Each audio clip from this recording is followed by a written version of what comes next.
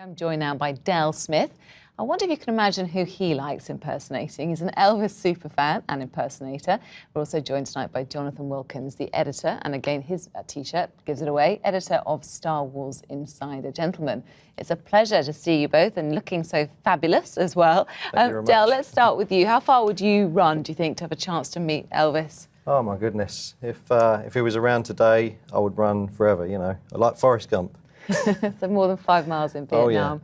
Oh, yeah. And Jonathan, it's a lovely story, isn't it, watching this young man run and run in Vietnam and eventually meet his team and they invite him on board, and goodness, he's got probably more contact than many fans can dream of. Why do you think it was so important for him to meet his Arsenal heroes?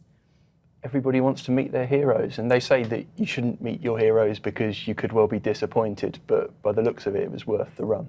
Do you think you'd be disappointed if you ever met Elvis? No, I would love to. I mean, it would be the biggest dream ever. What would you ask him? I'm sure you thought about that.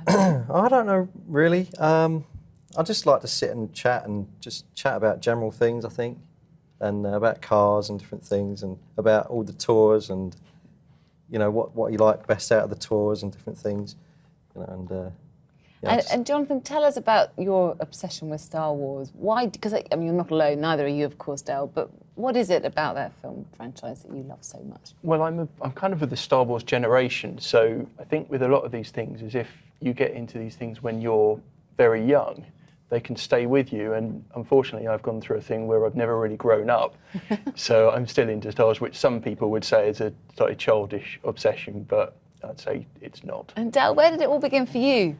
Well, years ago, my mum and dad, they were big Elvis fans, and millions and millions of people are. And I just basically used to listen to the 1 or 2 records that we had in the whole bag of different records, 45s.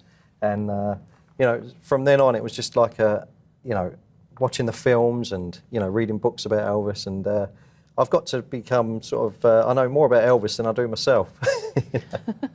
And it attracts so many people as well, Star Wars. And of course, you've got a magazine as well. So why do you think so many people love it as much as you do you think? I think because it's a classic story. It's good versus evil.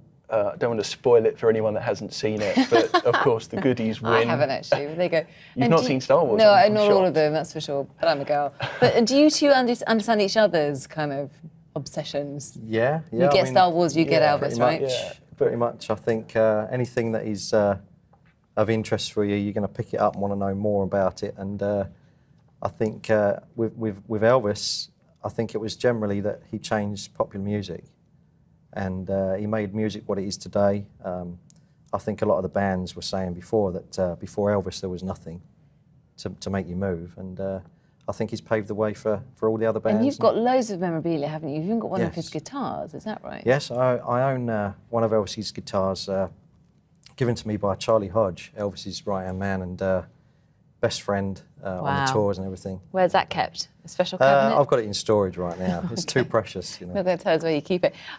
Jonathan, what would you say to people who believe, oh, you know, you're using this as a way of getting away from real life, and it's a bit of it's an obsession that's gone too far? What do you say to them? It is my real life, unfortunately, but I have to take issue slightly with you there. You said that being a girl, you hadn't watched the Star Wars films, and that's a very sexist attitude. It is, I'm sorry. Emma, I'm shocked at you. I'm sorry to attack you on your own show. No, but I don't mind. We have lots and lots of lady readers who are write in, and they're very interested in the characters. So, and it's an escapism, though, isn't it? It must be. Oh, of course it is. Yeah, all these things are escapism. Take you out. They don't really take you out of the real world as such.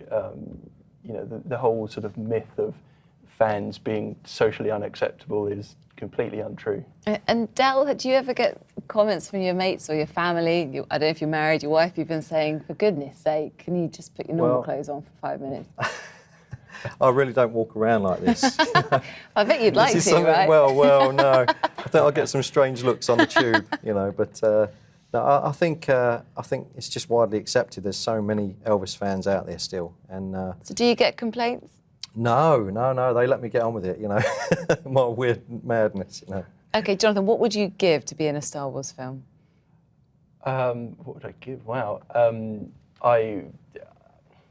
What would you do? Would it be an important life achievement for you? I to do a be lot in one of their begging. films? Maybe, yeah, it wouldn't necessarily be an important life achievement, but it would be, yeah, it'd be interesting to maybe be in the background as a stormtrooper or something. And to meet, maybe not Elvis now, but his family, that would be good for you. Yeah, I wouldn't mean, it? I've met many people that knew Elvis, and you know, it's just unbelievable speaking to them about the past. And Well, gentlemen, thank you so much for joining us. It's a pleasure to meet you both.